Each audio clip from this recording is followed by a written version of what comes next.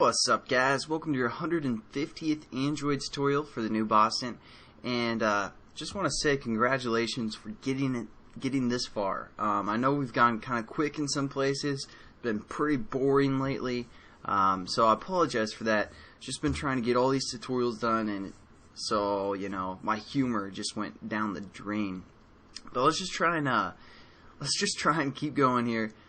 First thing, if you guys noticed, I just deleted pretty much our get method, and we're just starting again brand new from within this class. We're going to actually parse some data from Twitter using JSON, which is JavaScript object notation, and we're just going to read some information from basically the JSON URL, which I'll kind of explain what it looks like and all that stuff as we go. But first, we're going to create a new method within our class that returns a JSON object. So we're just going to say public JSON object. It's the type that it's going to return, and we're going to call this last tweet, something like that. And we're going to get passed in a string that is going to be the user name, something like that. And we also want to throw some exceptions, so we're going to say throws client protocol exception, input output exception, and a JSON exception or JSON exception.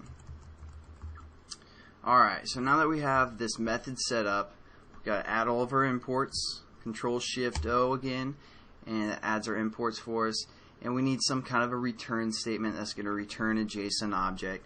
We'll get to that in a second. The first thing that we want to do again is have an HTTP client that's going to basically be a default, so we're going to set that up above our class so we can refer to it everywhere else. So HTTP client, and we're going to say this client is again, just keep things kind of familiar there. Then our onCreate method, we might say client is equal to new default HTTP client, just standard default client. Nothing new for the most part. Again, just add our imports. Alright, so now let's get into it. Basically, mainstream websites that use some kind of JavaScript, object notation or JSON allows that to be public, so people like us can pull some of the information and use it in our applications. And Twitter has a JSON that we can actually pull some information from, and you can search like Twitter JSON, and a lot of top few results will show you the actual website link that you guys can get some information from, and what type of JavaScript notation it is. For this one, what we're going to do is we're going to set up that URL above our class, because it's not going to change. So we're just going to say final static string, and we're just going to call this URL, something like that. And what we're going to do is we're going to refer to the JSON string called http api.twitter.com/1/statuses/user_timeline.json. So that's the one that we're going to use. Again, you can just search in Google to find different types and see which, what it does. And for this one, it just kind of pulls up, I think, the last few tweets or something. And I'll get into what that website actually looks like, or what that URL string does, and all that good stuff as we go. But now what we want to do is we just want to build a string builder. So we're going to say string builder. We're going to call this one URL. And this one's lowercase URL, so it's different than our string. But we're going to set this equal to be a new string builder,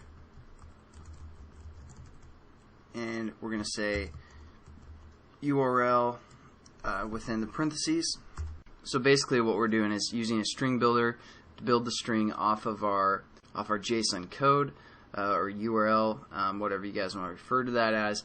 And then what we're going to do is we're going to parse some data from that. But before we do that, I want to show you guys what this kind of looks like. So we're going to do that first. So give yourself a few spaces. We're just going to use again the HTTP get command, and we're just going to say get, and this is equal to new HTTP get, and then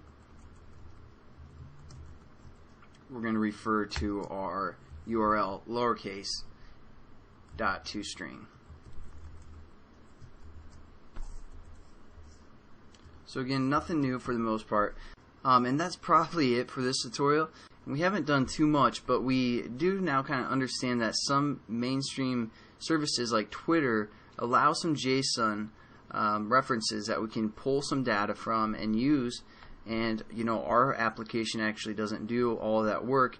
It's Twitter that's doing the work, and we're just pulling some of the data. So that's probably the lesson for today. But so we're going to get into setting up this last tweet method to return a JSON object. And I'll catch you guys in the next tutorial. Have a good one.